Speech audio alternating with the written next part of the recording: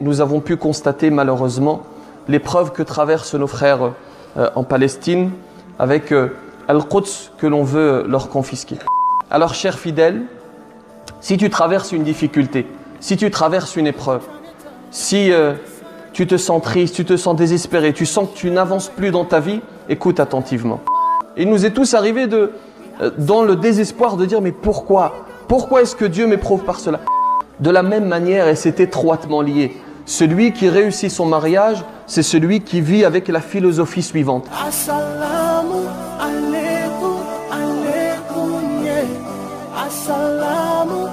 Dieu dit dans le Coran, فَأَمَّا الْإِنسَانُ إِذَا مَا ابْتَلَاهُ رَبُّهُ فَأَكْرَمَهُ وَنَعَّمَهُ فَيَقُولُ رَبِّي أَكْرَمَنِ وَأَمَّا إِذَا مَا ابْتَلَاهُ فَقَدَرَ عَلَيْهِ رِزْقَهُ فَيَقُولُ رَبِّي أَهَانَنِ كلا بل لا تكرمون اليتيم ولا تحاضون على طعام المسكين وتأكلون التراث أكلا لما وتحبون المال حبا جما. Mercredi, je discutais avec un frère, le frère Hamou pour ne pas le citer, et il me disait ceci. Il me disait, à la mosquée, on rencontre des fidèles plutôt avenants, plutôt souriants, et en réalité, il se peut que ces fidèles, souriants et avenants, il se peut que dans le secret, ils vivent l'épreuve. Il se peut que chacun traverse une épreuve plus ou moins grande. Et j'ai dit au frère Hamou, tu viens de définir le sujet de ce vendredi. Qui plus est, nous avons pu constater malheureusement l'épreuve que traversent nos frères en Palestine avec Al-Quds que l'on veut leur confisquer. Alors chers fidèles, si tu traverses une difficulté, si tu traverses une épreuve, si tu te sens triste, tu te sens désespéré, tu sens que tu n'avances plus dans ta vie, écoute attentivement. La première des choses, c'est que nous traversons toutes et tous des épreuves. Il n'y a personne qui est exempté d'épreuves. La plus grande preuve, c'est que la meilleure des créatures pour les musulmans, le prophète Mohammed sallallahu alayhi wa sallam lui-même a vécu l'épreuve. Il n'a pas été épargné par l'épreuve.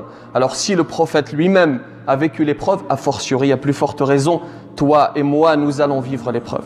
Alors elle est différente selon le destin de chacun. Ça peut être la maladie, ça peut être le chômage, des problèmes d'argent, ça peut être des problèmes liés à un conflit conjugal, des problèmes familiaux. Et sachez que la plupart des problèmes et des questions qui sont traitées par les imams ne sont pas liés à la jurisprudence, mais plutôt à ce type de questions. J'ai un problème dans mon couple, j'ai un problème dans ma famille. Généralement, la réaction qu'ont les musulmans n'est pas la bonne.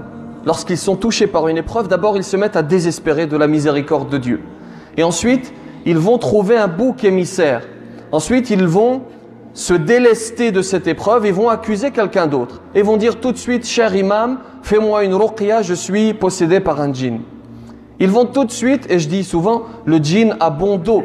C'est-à-dire qu'on explique tous nos problèmes par la possession. Alors que dans la plupart des cas, c'est faux. La première des choses pour affronter l'épreuve, pour éviter la tristesse, c'est de croire en ce que Dieu a écrit. C'est de croire en la sagesse de Dieu. C'est de croire à ce que Dieu a décrété, a décidé pour toi. Il a dans sa grande sagesse, il t'a tracé un chemin dans sa grande sagesse. Alors attention, ça ne veut pas dire qu'il faut être fataliste et dire comme disent certains musulmans, Allah ghalib. C'est-à-dire qu'il est noyé dans le péché, mais il dit Allah ghalib, c'est Dieu qui a décidé cela. Non, Dieu t'a donné la capacité de discerner, la capacité de discernement. Tu peux distinguer le bien du mal, tu peux agir. Et il faut se dire qu'il y a un bien dans chaque chose. Vous avez cette petite histoire de cet homme, ce roi qui avait un ministre qui disait toujours, à chaque fois qu'il lui arrivait quelque chose, il disait ceci, khayr insha'Allah, c'est un bien insha'Allah. Et un jour le roi, malencontreusement, va aller à la chasse et va perdre un doigt. Et le ministre va dire khayr insha'Allah. Le roi, en entendant cela, va prendre ce ministre et le mettre au cachot et le mettre en prison. Et quelque temps après, le roi part à la chasse, ils sont capturés par des cannibales, des hommes qui mangent des hommes, et ils vont commencer la cérémonie pour les manger.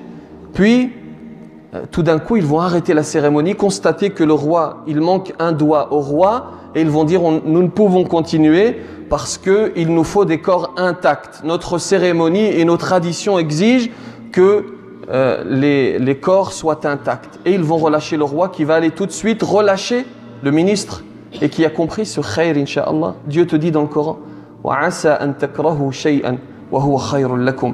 Il se peut que tu détestes quelque chose. C'est-à-dire, il t'arrive une catastrophe, tu dis mais pourquoi est-ce qu'il m'arrive ceci? On dit tout cela. Il nous est tous arrivé dans le désespoir de dire mais pourquoi est-ce que Dieu m'éprouve par cela? Mais il y a une sagesse parce que tu regardes que ce qui est visible, tu regardes avec tes yeux et tu ne regardes pas avec ton cœur, ce que l'on appelle en arabe al-basira, la clairvoyance du cœur, parce que derrière un mal il y a un bien.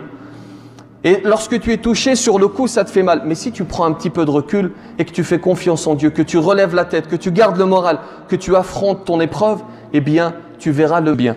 La deuxième des choses, c'est qu'il faut patienter. C'est une vertu inestimable. Le prophète sallallahu alayhi wa sallam dit dans une tradition prophétique: la situation du croyant est étonnante. Tout ce qui lui arrive est un bien. Et cela n'est réservé qu'aux croyants. Si un bien l'atteint, il remercie Dieu. Et cela est bon pour lui. Si un mal l'atteint, il patiente. Et cela est bon pour lui. Beaucoup sont privés de patience malheureusement. Et on connaît tous quelqu'un qui tout de suite, lorsqu'il est touché par une épreuve, va se mettre à s'énerver, à rentrer dans une colère, alors qu'il faut se calmer. Lorsque tu es touché par l'épreuve, il faut se calmer et te dire que c'est Dieu qui a décidé cela pour moi.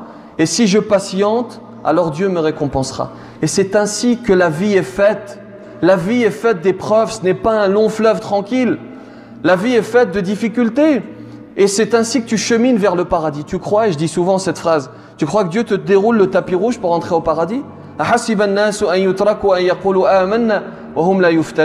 Dieu va te secouer dans ta vie, il va t'éprouver. À toi de faire le bon choix, de décider de patienter, de cheminer, d'accepter cette épreuve, de la surmonter et de cheminer vers Dieu. Ensuite, il faut mettre l'accent sur les bienfaits que Dieu nous a accordés. Il dit, sallallahu alayhi wa sallam, dans une tradition prophétique: انظروا إلى من هو أسفل منكم ولا تنظروا إلى من هو فوقكم فهو أجدر ألا تزدروا نعمة الله عليكم.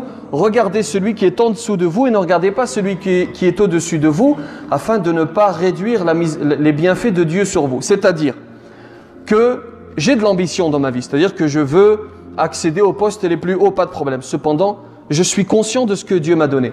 Et lorsque j'analyse mon cas, je l'analyse par rapport à ceux qui ont moins que moi. Et je regarde dans le monde des millions, des milliards de personnes qui vivent avec 1% de ce que j'ai, avec 0,1% de ce que j'ai. Vous avez des gens qui n'ont pas la capacité d'acheter un bout de pain, qui n'ont pas la capacité d'acheter une tomate. Et c'est en regardant cela, c'est ce relativisme qui est important. Se dire que nous en France, tout va bien pour nous. Toutes les épreuves, nous pouvons les dépasser. Dieu nous a éprouvés, mais il a éprouvé d'autres communautés plus que nous. Regardez la situation de nos frères en Birmanie, les Rohingyas, qui doivent fuir, qui se font massacrer. Regardez un certain nombre de situations dans le monde. Et en regardant cela, compare avec ta situation. On ne va pas me comparer avec un milliardaire. Quoique, vous pensez que le milliardaire, il ne vit pas d'épreuves? Celui qui a beaucoup d'argent? Parce que l'argent, c'est une épreuve en soi. L'épreuve, ce n'est pas que négatif. C'est pas parce qu'il a beaucoup d'argent qu'il n'est pas éprouvé. Vous avez beaucoup de milliardaires, de millionnaires qui se suicident, qui ont raté leur vie, qui désespèrent alors qu'ils vivent dans le confort. Donc tu peux vivre avec très peu et être heureux, et cheminer vers Dieu, et être aimé par Allah, tabaraka wa ta'ala. De la même manière, et c'est étroitement lié, celui qui réussit son mariage, c'est celui qui vit avec la philosophie suivante. Dans mon couple, je vais affronter des épreuves, je vais affronter des difficultés, c'est sûr. Il est certain que je vais en affronter. Mais je vais dépasser ces épreuves et je vais tirer des leçons de ces difficultés, de ces disputes de couple pour cheminer vers Dieu. Je m'écarte de cette vision hollywoodienne de l'amour, de cette vision de conte de fées. Ils se marièrent et vécurent heureux et eurent beaucoup d'enfants. Je m'écarte de cela et je suis pragmatique. Nous allons vivre le bonheur et le malheur. Mais nous allons surmonter cela et cheminer vers Allah tabaraka wa ta'ala. Celui qui réfléchit ainsi, il ne peut rien lui arriver. Ensuite, il faut faire ce que l'on appelle l'istighfar, demander pardon à Allah tabaraka wa ta'ala et regarder ses péchés.